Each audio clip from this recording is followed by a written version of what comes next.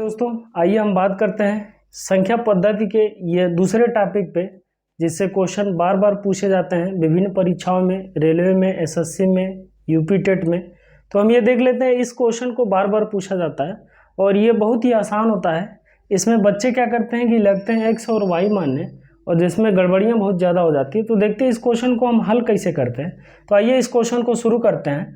वो संख्या ज्ञात कीजिए जिसका 1/7 भाग उसके 1/11 भाग से 100 अधिक है।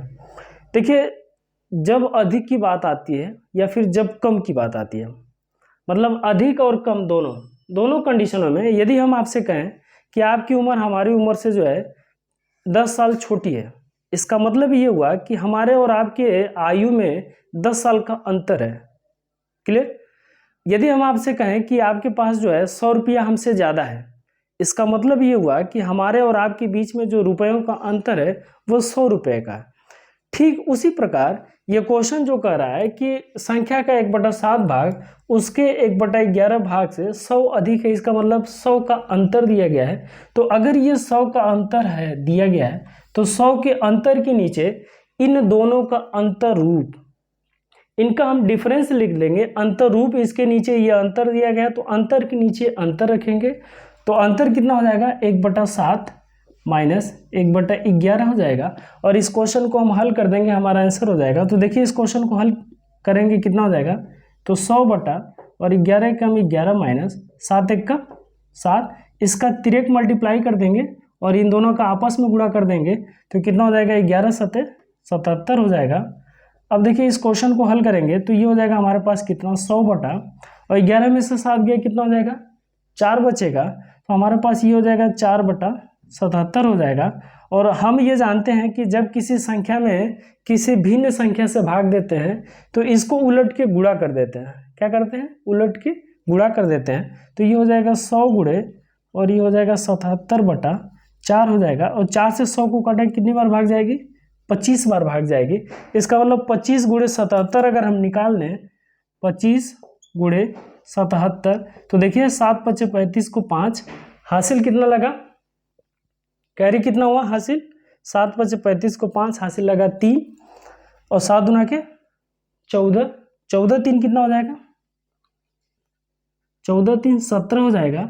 फिर इसको करेंगे तो ये हो जाएगा 5, ये 17 हो जाएगा और इसको जोड़ लेंगे 5, 7 5 12 को 2, हासिल लगा 1, 7 1 8 1 9, ये। तो हमारा आंसर कितना हो जाएगा? 1925। इसका मतलब इसमें ऑप्शन जो दिया गया 1925, यही हमारा आंसर हो जाएगा। क्लियर? चलते हैं अगले क्वेश्चन पे। देखिए, ये क्वेश्चन दिया गया है, सेम वैसे क्वेश्चन है कि किसी संख्या का 65% उस संख्या के 4/5 भाग से कितना कम है? 21 कम है, तो वो संख्या है। फिर यहाँ पे कम और ज़्यादा आ गया। दोस्तों, हम आपको बताना चाह रहे हैं कि जब भी क्वेश्चन में कम और ज़्यादा आता है तो हमेशा अंतर को बताता है। इसका मतलब ये हो गया कि जो 21 कम है वह इसका और इसका अंतर है। तो अगर ये अंतर दिया गया है तो अंतर के नीचे इनका अंतर रूप लिख देंगे और इसी को हल कर देंगे, हमारा आंसर हो जाएगा। इसमें कुछ भी करने की जरूरत नहीं है। ये बहुत ही आसान क्वेश्चन होता है और बार बार परीक्षाओं में पूछा जाता है, विभिन्न परीक्षाओं में।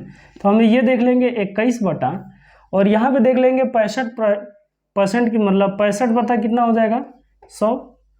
देखिए, प्रतिशत का मतलब होता है 100, तो हम इसको लिख सकते हैं 65/100 माइनस ये हो जाएगा 4/5। अब इसको हल कर देंगे, ये कटेगा किससे? 5 से काट लेंगे तो ये हो जाएगा कितना? 13 5 65 और 5 से इसको काटेंगे तो ये हो जाएगा 20 5 100। क्लियर? ये समझ में आया?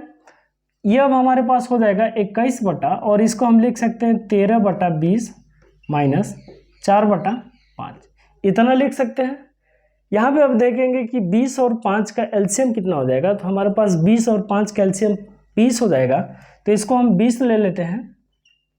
तो ये हमारे पास हो जाएगा कितना? 21 बटा और 20 से अगर 20 में हम भाग करेंगे, कितनी बार भाग जाएगी? एक बार जाएगी। और एक का गुणा हम 13 में करेंगे तो ये हो जाएगा 13 माइनस 5 चौको 20, 4 चौको कितना हो जाएगा? 16।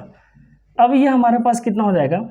21 बटा और ये 13 में से 16। देखिए, इसमें ये मायने नहीं रखता कि ये माइनस है, ये बड़ा है, ये छोटा है, इसमें कुछ नहीं, बस ये अंतर होता है। तो हम ये देख लेंगे 16 में से 13 गया, कितना हो जाएगा? 3 हो जाएगा।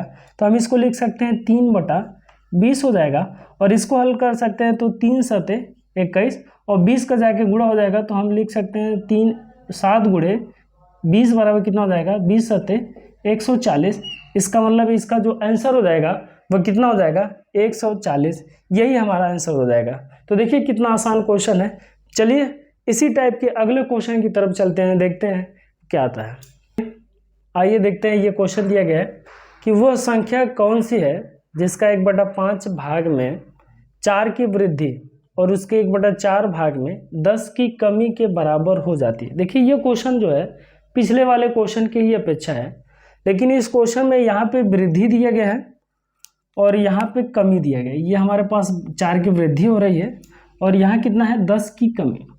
देखिए दोस्तों, जब कमी और वृद्धि हो जाती है तो हम उसको जोड़ देते हैं। क्या करते हैं, उसको हम जोड़ देंगे तो 4 और 10 की वृद्धि कितना हो जाएगी, तो जोड़ने पर कितना हो जाएगी, इसका मतलब 14 का अंतर हो गया।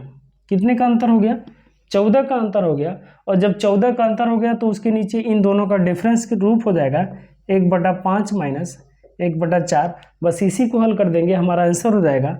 और हमारे पास कितना हो जाएगा, 14/5, 4 का गुणा इसमें तो 4 माइनस ये हो जाएगा 5/5 चौक को 20 हो जाएगा। देखिए हम आपसे बार बार ये बता रहे हैं कि ये जो डिफरेंस है ये अंतर है।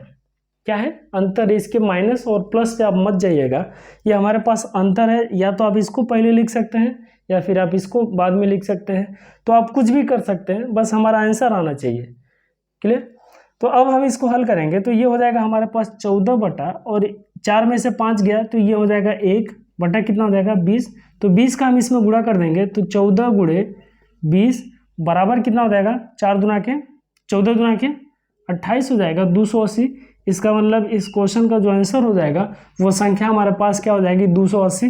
तो ऑप्शन कौन सा सही है, दूसरा वाला ऑप्शन सही है। और ये जितने भी सारे क्वेश्चन हैं वो सभी एसएससी में या फिर अन्य परीक्षाओं में पूछे जा चुके हैं।